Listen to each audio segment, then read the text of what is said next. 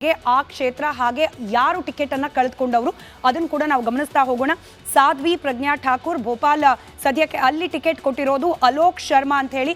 ಇನ್ನು ಸಾಧ್ವಿ ಅಂದ ತಕ್ಷಣ ನಮಗೆ ನೆನಪಾಗೋದು ಮಾಲೆಗಾವ್ ಬ್ಲಾಸ್ಟ್ ಪ್ರಕರಣ, ಅದರಲ್ಲಿ ಈಗಲೂ ಕೂಡ ಅಕ್ಯೂಸ್ಡ್ ಇದ್ದಾರೆ ಅವರು. ಆದರೆ ಟಿಕೆಟ್ ಕೈ ತಪ್ಪಿದ ನಂತರದಲ್ಲಿ ಅವ್ರು ಕೊಡ್ತಾ ಇರುವ ಸ್ಟೇಟ್ಮೆಂಟ್ ಸಾಕಷ್ಟು ಕುತೂಹಲ ಕಾರಣವಾಗ್ತಿದೆ. ಖುದ್ದು ಪ್ರಧಾನಿ ನರೇಂದ್ರ ಮೋದಿ ಅವರೇ ಭರವಸೆ ಕೊಟ್ಟಿದ್ದಾರೆ, ನಿನ್ನ ಮರೆಯೋದಿಲ್ಲ ನಾವು ಅಂತ ಹೇಳಿ. ಹಾಗಾಗಿ ನನ್ನ ನಿಷ್ಠೆ ಪಕ್ಷದ ಪರವಾಗೇ ಇರುತ್ತೆ ಅನ್ನೋ ಹೇಳಿಕೆಯನ್ನ ನೀಡಿದ್ದಾರೆ. ಎಲೆಕ್ಷನ್ ಅಲ್ಲಿ ಟಿಕೆಟ್ ಅಂತೂ ಕೈ ತಪ್ಪಿದೆ ಅನ್ನೋದು ಸ್ಪಷ್ಟ.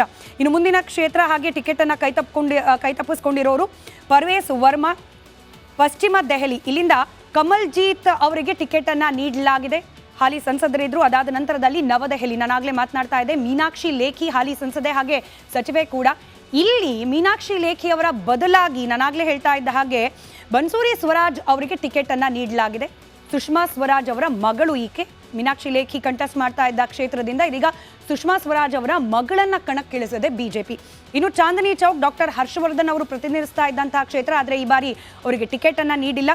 ಬದಲಾಗಿ ಪ್ರವೀಣ್ ಖಂಡೇವಾಲನ್ ಅವರಿಗೆ ಟಿಕೆಟ್ ಅನ್ನ ನೀಡಲಾಗಿದೆ. ಇದರ ಜೊತೆಗೆ ದಕ್ಷಿಣ ದೆಹಲಿ ರಮೇಶ್ ಬಿದೂರಿ ಅವರು ಟಿಕೆಟ್ನ ನಿರೀಕ್ಷೆಯಲ್ಲಿದ್ದರು, ಆದರೆ ಟಿಕೆಟ್ ನಿರಾಕರಣೆ ಆಗಿದೆ. ಅವರ ಬದಲಿಗೆ ರಾಮ್ವಿನ್ ಸಿಂಗ್ ಅನ್ನೋರಿಗೆ ಟಿಕೆಟ್ ಅನ್ನ ಘೋಷಣೆ ಮಾಡಿದೆ ಬಿಜೆಪಿ. ಒಂದಷ್ಟು ಜನರಿಗೆ ವಿಶೇಷ ಅಭ್ಯರ್ಥಿಗಳಿಗೆ ಹುಡುಕಿ ಟಿಕೆಟ್ ಅನ್ನ ನೀಡಿದೆ ಬಿಜೆಪಿ.